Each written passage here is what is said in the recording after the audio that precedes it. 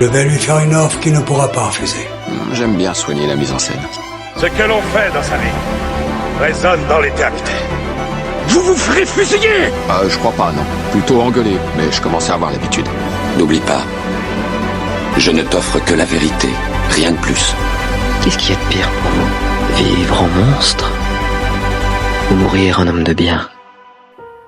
Bonjour chers auditeurs et auditrices. Ici votre illustre inconnu pour un nouveau podcast. Nous traiterons aujourd'hui d'un film qui fait l'actualité sortie de la semaine. C'est vrai que c'est un peu particulier puisqu'on passe d'un film ancien à un nouveau film. C'est, on va dire, les joies du changement de podcast. Donc nous allons aujourd'hui traiter du retour d'une franchise qu'on n'attendait pas, que personne n'attendait, je vous l'avoue.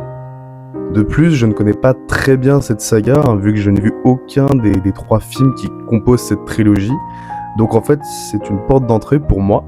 Il s'agit du film Reboot Suite, on va dire ça comme ça, The Naked Gun, ou plutôt en français Y a-t-il un flic pour sauver le monde, réalisé par Akiva Schaffer.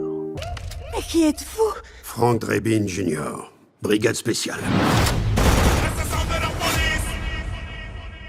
Y a-t-il un flic pour sauver le monde ou Naked Gun en version originale est un film américain réalisé par Akiva Schaffer, sorti le 13 août 2025 en France, avec un budget aux environs de 42 millions de dollars. Alors j'ai vu aussi 30 millions, donc on n'est pas sûr sur le budget précisément, qui me paraît quand même assez énorme, 42 millions, même 30 millions. En soi on s'en fout, c'est pas ce genre de film qui a vraiment besoin d'un gros budget. Il n'y a pas besoin d'avoir beaucoup d'argent pour trouver des blagues, juste de l'imagination. Donc avec un casting assez fleuri, donc on a Liam Neeson, qui reprend le rôle que tenait Leslie Nielsen dans la trilogie initiale, qui joue ici le fils de Frank Drebin. Donc il y a aussi en rôle secondaire Pamela Anderson, Paul Walter Hauser, Kevin Durant ou encore Danny Huston dans le rôle du grand méchant. Donc l'histoire, donc en fait nous suivons le personnage du lieutenant Frank Drebin Jr. qui doit ici résoudre une enquête qui pourrait changer le cours de l'histoire. Il doit sauver le monde.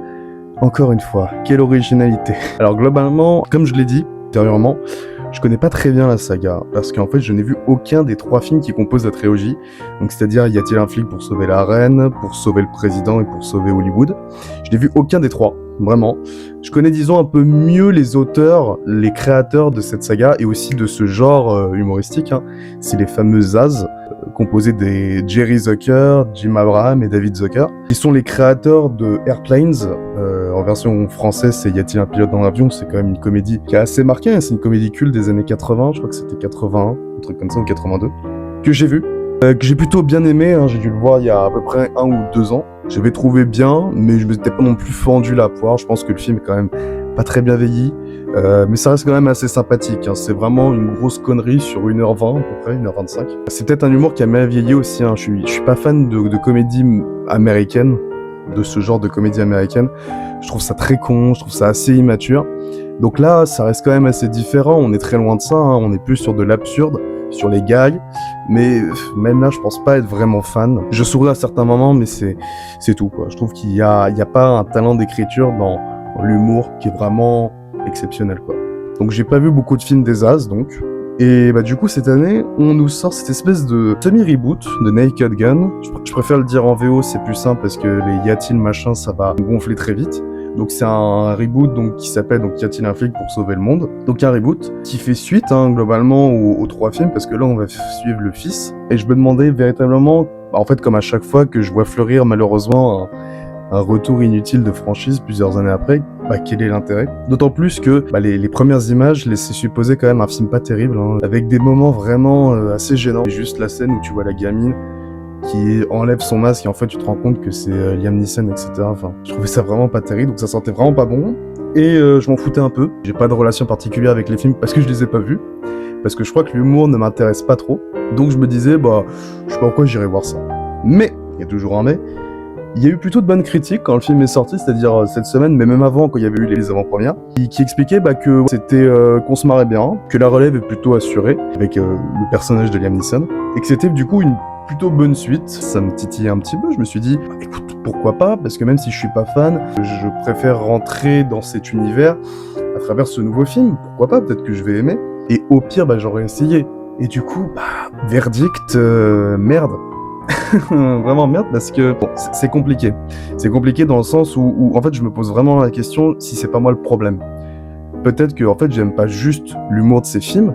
Je reconnais que j'avais bien aimé Airplanes, mais ça c'est une deuxième tentative et j'arrive pas à rentrer dedans. Après je trouve le film plutôt moyen, voire même très moyen. Surtout sur certains gars qui sont vraiment à la limite du ridicule et c'était pas terrible. Je pense véritablement que c'est moi, je suis pas fan en fait. Et vu les critiques plutôt positives et mon avis assez tranché sur le sujet, je pense véritablement que c'est moi le problème. Et du coup, bah en fait j'ai souri à certains moments, hein, j'ai dû rigoler une ou deux fois pendant le film, mais sinon c'est juste des vagues sourires que j'ai eu.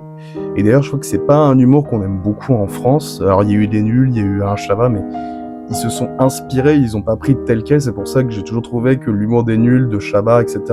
était toujours un peu mieux, je préfère l'adaptation qu'on en a fait en France. Et du coup, ouais, cet humour, je pense pas qu'on l'aime beaucoup en France, c'est pas notre humour. Nous, on préfère l'humour un peu franchouillard, un peu sociétal. Déjà parce qu'on n'était pas beaucoup dans la salle pour une première semaine, mais ouais, on était très très peu, et de deux, il y a eu aucun rire. C'est-à-dire que sur 1h25, je n'ai entendu aucun rire. Je vous l'avoue, on devait être 3-4. Mais même, on les entend quand même, si on se marre, etc. Aucun rire.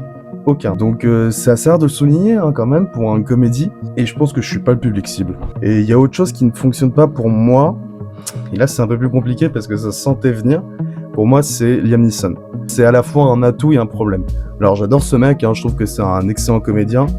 Bon, qui s'est perdu depuis quand même un peu plus de 10-15 ans avec ses films à la con là. C'est Non-Stop, c'est Taken, etc. Il est bon, hein, il a un sacré charisme, mais globalement tous les films qu'il fait sont quand même pas terribles.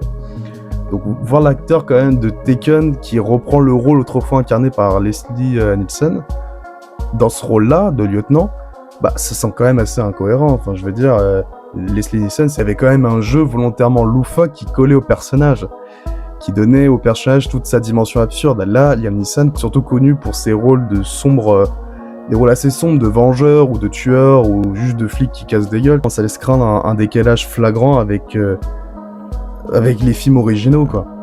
Et malheureusement, ce qui devait arriver arriva. Et malgré une volonté sincère de Liam Neeson de vraiment casser son image et d'élargir, on va dire, sa palette de jeux, parce que c'est un très bon comédien, bah, le problème, c'est que ça soit son charisme, sa stature et son sérieux naturel, bah, en fait, l'empêche totalement de coller au rôle. À l'écran, il donne parfois l'impression de rejouer, par exemple, Ryan Mills, le rôle qu'il avait dans Taken, en flic colérique plus qu'un Frank Drebin. Bah, paradoxalement, c'est un peu con, mais en fait, l'acteur reste quand même assez convaincant, je trouve qu'il est très bon, mais il ressent en fait une espèce de confusion dans son interprétation, et ça fonctionne pas. C'est vraiment dommage, quoi. C'est vraiment paradoxal, parce que à la fois l'acteur est bon, mais il ne colle pas avec le personnage, et ça se sent, ça se voit. Alors c'est à dire, oui, mais c'est pas le personnage en lui-même, c'est le fils de... Peut-être même, mais en fait, je pense que c'était pas juste le bon acteur. Je crois qu'on aurait dû choisir quelqu'un qui ressemblait plus à Leslie Nielsen. Là, c'est un peu particulier, surtout prendre ce mec qui, pendant 10-15 ans, n'a fait que des films actionneurs, etc. En fait, son talent ne fait pas doute, mais son ancrage dans le registre du film d'action musclé, car en fait, c'est le truc qui l'a enfermé depuis des années. En fait, je pense pas que ce Naked Gun sera vraiment un rôle de la renaissance pour Neeson. Je pourrais dire pareil aussi pour Pamela Anderson, qui joue un personnage qui ne sert à rien. Vraiment, hein, disons-le, hein. Alors en soi, elle a un espèce d'enjeu par rapport à l'enquête, mais ça sert vraiment à rien et c'est un personnage absolument vide, quoi. Et si c'était que ça, mais en plus elle joue mal, putain, elle joue vraiment très mal. La meuf en fait récite son texte, vraiment elle est pas bonne du tout, c'est tout. Et bon, après on n'a jamais pris Pamela Anderson pour un jeu ultra subtil, mais je me demande vraiment si je l'ai pas préféré dans des films comme Nicky Larson, quoi, le film de la bande à Fifi.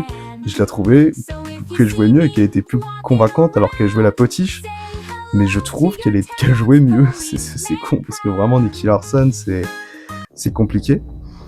Et alors, comble de ça, il y a une scène dans le film où elle chante, et je crois que c'est vraiment la pire scène du film. C'est long, c'est gênant, c'est pas drôle, c'est une catastrophe. Vraiment, j'étais gêné, c'est vraiment la pire scène du film. Alors, vous avez l'impression que je trouve le film mauvais et que je le descends totalement. Pas vraiment, je trouve pas que le film soit un navet non plus. C'est juste mid. C'est bof, c'est très moyen. Je pense que le film est sauvé quand même par plusieurs gags assez sympathiques. Enfin, il y en a où tu souris, mais d'autres que tu trouves assez ratés. Enfin, je prends l'exemple dans la bande-annonce, il y a cette espèce de gag de de la vision infrarouge, on va dire ça comme ça.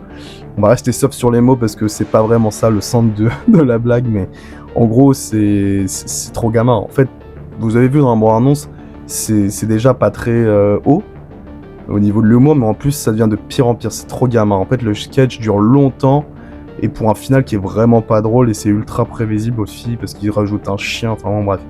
C'est vraiment ultra gamin. Puis des fois, t'as des trucs qui passent, qui passent vraiment bien. Il y a un espèce de sketch, une espèce de scène d'idylle amoureux où en fait les deux commencent à tomber amoureux tous les deux. Tu les vois faire leur idylle amoureux, etc. Et en gros, il va y avoir l'entrée d'un bonhomme de neige qui va partir en couille.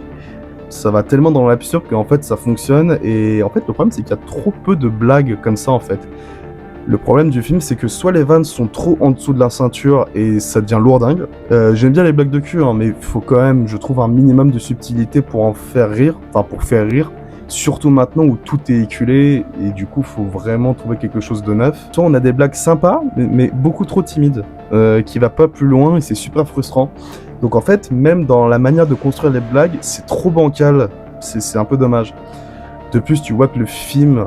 Ça, je trouve que c'est un peu dommage aussi, mais tu vois que le film, il a envie de critiquer, il a envie d'un peu de parodier certains faits d'actualité. Je pense que bon, le truc qui va sauter aux yeux, c'est la comparaison qu'on fait entre le méchant et Elon Musk, c'est-à-dire qu'il y a toute une critique sur les voitures électriques, hybrides de Tesla. C'est pas mal, hein, c'est une petite satire, mais ça va pas plus loin que ça, quoi. Il y a 2-3 vannes par-ci par-là, et on développe pas plus, c'est un peu dommage. Au moins, ce qui est plutôt honorable dans le film, c'est qu'il est court. Voilà, il dure 1h25, ça va, c'est pas trop long, le rythme est bon, on se fait pas trop chier, donc ça va.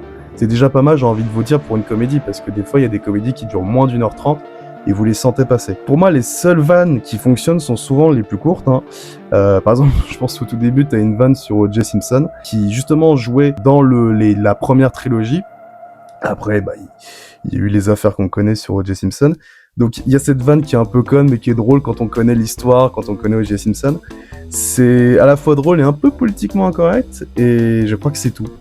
Je veux dire que j'en arrive pas vraiment à trouver d'autres vannes. Si, il y a le sketch, comme je vous ai dit, sur le bonhomme de neige, et vous vous rendez compte quand même que j'ai oublié presque toutes les vannes du film, c'est-à-dire qu'il y a 2-3 vannes comme ça, alors que je l'ai vu il y a quoi, peut-être 3-4 heures, mais je n'arrive pas à trouver d'autres vannes qui m'ont marqué. C'est quand même assez fou. Donc voilà, je pense que le podcast va pas être trop long, je vais pas durer plus de 25 minutes, un truc comme ça, je vais sûrement durer 20 minutes. Je pense avoir dit suffisamment de choses pour un film qui m'a pas tant inspiré que ça, et qui me donne pas non plus envie de voir les anciens Naked Gun. Je sais que certains vont dire non, c'est dommage, mais peut-être que c'est pas mon délire, c'est pas mon truc. Pourtant j'aime bien les Scary Movie, enfin j'aime même beaucoup les 3 premiers films, et je sais que le Scary Movie 3 a été réalisé par un des frères Zucker. Un des frères, ouais, je sais plus lequel, hein. Soit Jerry, soit David. Et je trouve que le 3 est mon préféré. C'est d'ailleurs celui-ci où il y a Leslie Nielsen qui joue le président des États-Unis. Et je crois que le 3 c'était mon préféré. Donc, bah non, je pense que je peux aimer, mais ça m'a pas donné envie. Je pense que vraiment celui-ci c'est le moins bon des 4, maintenant. Mais donc non, je suis pas trop réticent parce que j'aime beaucoup les Scary Movie, c'est un peu différent, c'est un peu plus grand public. Non, je pense que peut-être que c'est juste le film qui m'a beaucoup déçu. Tout simplement. Donc en conclusion, bah écoutez, malgré une volonté sincère de reprendre les codes humoristiques des As, enfin pour ceux qui ont vu les films originaux, vous me le direz, hein. Donc ce reboot suite de Naked Gun déçoit, je trouve qu'il se perd dans ses références et dans sa recherche d'un ton qu'il n'assume jamais pleinement, qui donne un résultat poussif, qui peine à trouver sa propre identité comique. Une question demeure alors, reste-t-il encore un film capable de sauver Hollywood ? Et je dirais même plus, y a-t-il un film pour sauver l'humour ? Et oui, parce que je vous signale que la dernière comédie que j'ai vue en salle, bah c'était pas mieux non plus. C'est même pire, hein, disons. C'était le Grand Déplacement de Jean-Pascal Zadi, qui était catastrophique. Vraiment, je crois que c'est un naufrage, c'est un navet, ça fait partie des pires trucs que j'ai vus cette année. Pourtant, j'attendais ce film parce que j'aime beaucoup Jean-Pascal Zadi, mais alors là, une torture. Torture d'une heure et demie. Et bien évidemment, je suis pas allé me sacrifier avec le film Certains l'aiment chauve avec Lams, là. Je crois que là, je me serais même barré de la salle, vraiment. Je vais pas me torturer l'esprit. Je donne pas d'argent pour ce genre de production, plutôt, voilà, c'est ça. Mais il n'empêche que ce Y a-t-il un flic, ce Naked Gun, est bien meilleur que ces 2 conneries, hein, je vais vous le dire. Est-ce que je vous le conseille, ce film ? Eh bah, faut voir.